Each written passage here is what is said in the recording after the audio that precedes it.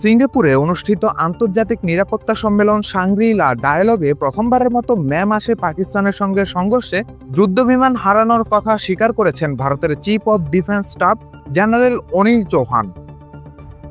শনিবার ব্লুমবার্গ টেলিভিশনকে দেওয়া এক সাক্ষাৎকারে তিনি বলেন, যুদ্ধবিমান ভূপাতিত হওয়া বড় কথা নয়, বরং কিভাবে সেগুলো ভূপাতিত হলো সেটাই আসল বিষয়। পাকিস্তান দাবি করেছিল তারা 6টি ভারতীয় যুদ্ধবিমান গুলি করে ভূপাতিত করেছে, যার মধ্যে 3টি রাফাল, একটি মিগ-29 ও একটি SU-30 রয়েছে। জেনারেল চৌহান এই সংখ্যাটিকে অস্বীকার করলেও ভারত যে কিছু যুদ্ধবিমান হারিয়েছে তা স্বীকার করেছেন, তবে তিনি নির্দিষ্ট সংখ্যা প্রকাশে অস্বীকৃতি জানান।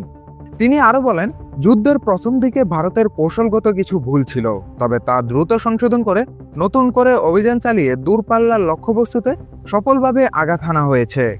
তাদের বিমান নির্ভুলভাবে পাকিস্তানের লক্ষ্যবস্তুতে পৌঁছাতে পেরেছে বলে দাবি করেন তিনি। জেনারেল চৌহান সতর্ক করেছেন যে ভবিষ্যতে পরিস্থিতি পুরোপুরি নির্ভর করবে পাকিস্তানের আচরণের উপর।